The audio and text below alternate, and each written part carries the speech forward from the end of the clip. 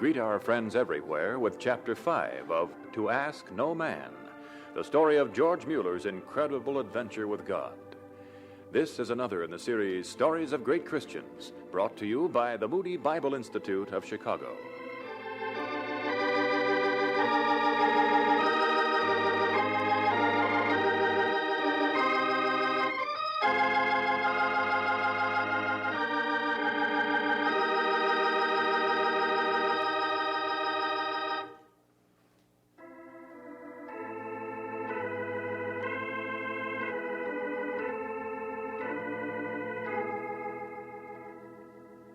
For months, George fought against his love for Ermengarde. Then, at Easter time, 1826, he met Hermann Ball, a young German who had turned down his family's wealth to serve God as a missionary to the Polish Jews. So George discovered that God would give him, too, the strength to make the choice between his calling and the girl he loved. After his decision, he knew that the next step was specialized training for the mission field. So he applied to a missionary training institute and sent the application off to his father. Without a parent's written consent, the school wouldn't consider him. But his father wrote back, "Beta, my father, he won't sign the application. He says he won't let me be missionary. He'll do everything he can to stop me." Let me see that letter.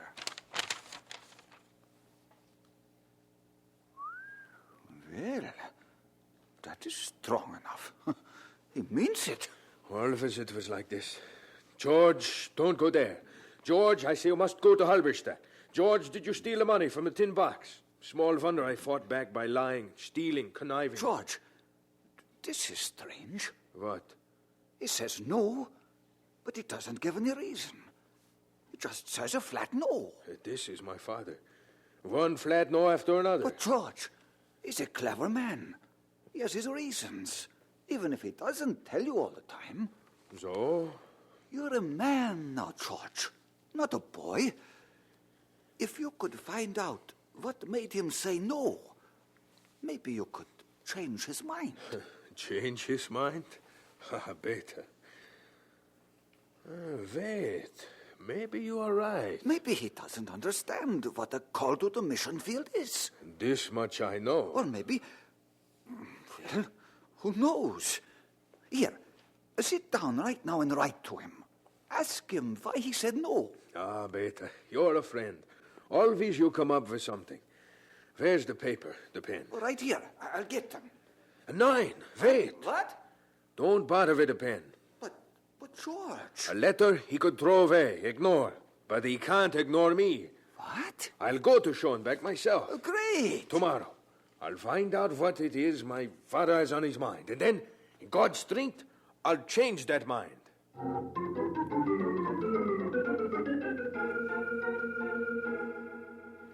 Schoenbeck, we are here.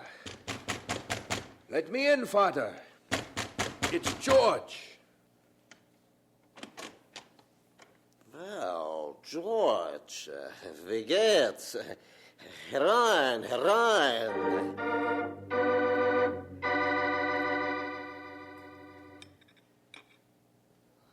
Well, George, the roast beef you touch hardly at all. What matters? Not hungry. The mother should be here also. She made you eat once. To think you are my son. Your lips are always so bloodless and pinched. The thinness helps not at all. You should... Father, stop it. These things, I say, for your own good, George. I didn't leave my university to hear I should put on weight. About the classes, you are now so fussy of a sudden. But in the letter, you talk of leaving them for good. Father, this is why I come from Schoenbeck, to talk. George. What? Look at me. What is wrong? Your left eye. Nothing wrong with my left eye. Yeah, there is a bruise under. How did you bruise your eye? Who knows? So close to the eye. How serious it could be. Father, I came to Schoenbeck for one reason. I want to ask you... Hush!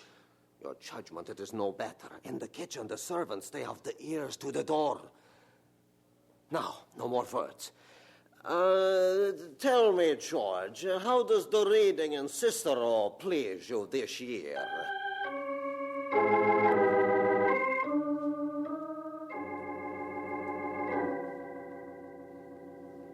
I'm not a child anymore, Father. A father is always a father.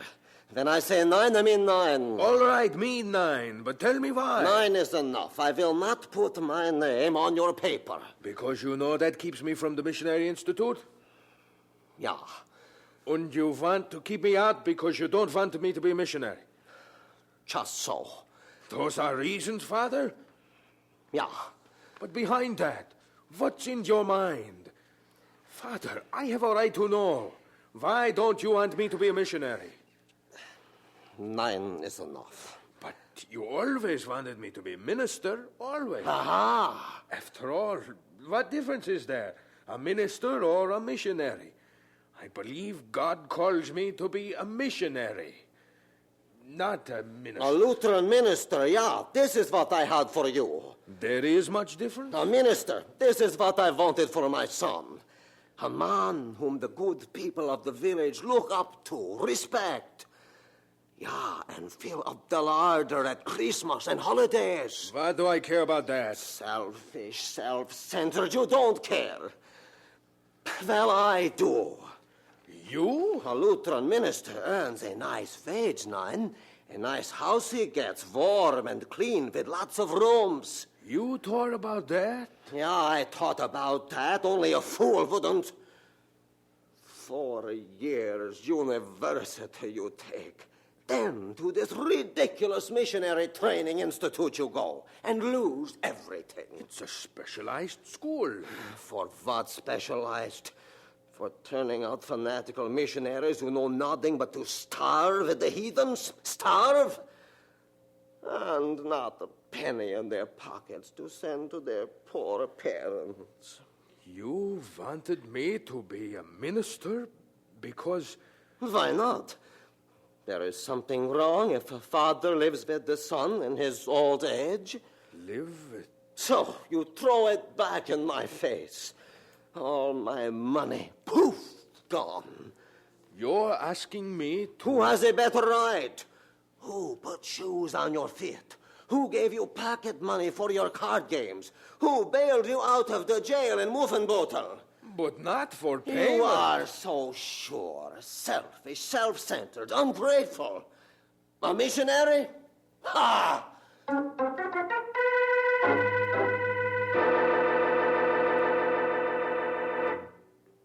Maybe now, after a good night's sleep, we get a little further in our talk. 9? Father, I came to Schoenbeck to ask you, to your face, why you refused to sign my application to the training school.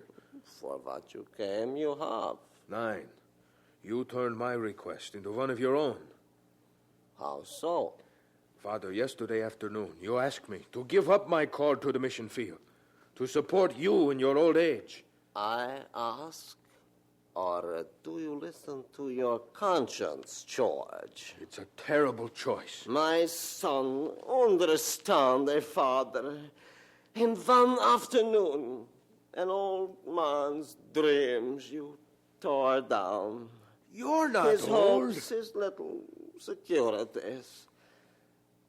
I was to be so proud to say, there goes my son.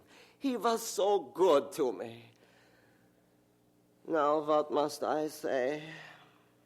I am Father, old and sick. But my son, he doesn't even know. My son, he is with the heathen in the South Seas or India. My son, he is a missionary, but he does not know the Bible says, honor thy father and thy mother. The Bible says, leave all and follow me. He hasn't read the verse, whoso curseth his father or his mother, his lamp shall be put out in obscure darkness. Father, what do you want me to do? Well, when you are through at the university, a nice church you find, settle down, marry. Of a parsonage, a woman makes a home. For the holidays, you will have goose, and for the kinder, velvet dresses, and a little money in the bank.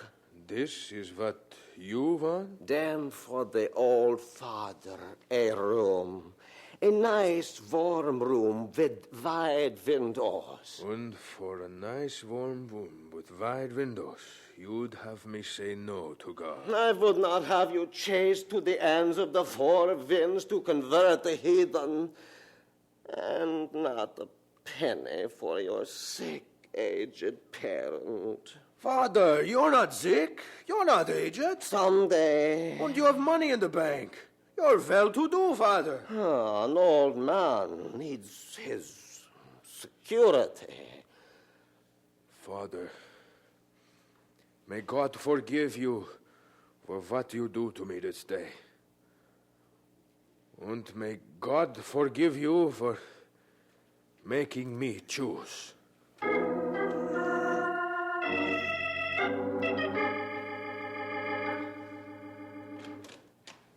George? Beta, over here in the corner with my books. Come here. I wasn't sure you'd come back. I came back. Yeah, Beta, I came back to stay. Oh? To stay at the university for 2 more years for the rest of the pastor's course. But then he didn't... 9. There isn't a chance they'd accept you without his signature? 9. Did he tell you why? He told me why. Were his reasons sensible? I suppose so to him. Well, could you answer them? 9, Beta. Then everything is the way it was before you left. With one difference. Huh? What is that? A very important difference. My father's reasons, they changed my mind. You've given up the mission field? 9, Beta. I'm back in the pastor's course, yeah. But I'll be a missionary too. But my father convinced me of this. If I am not what he wants, then I cannot ask him to pay my bills. What? So, I take no more francs from my father. Not one. But, I made up my mind as I rode back in the carriage. But you're here. You said you were staying. Yeah. Well, who will pay? I don't know. What will you do? I don't know that either. But I don't worry. There is something that tells me that God himself will supply the money for my bills. God? I'm not crazy. It is something that I don't understand quite myself yet. But I think it's important. And it starts with God telling me to trust him. For now, that is all I can do.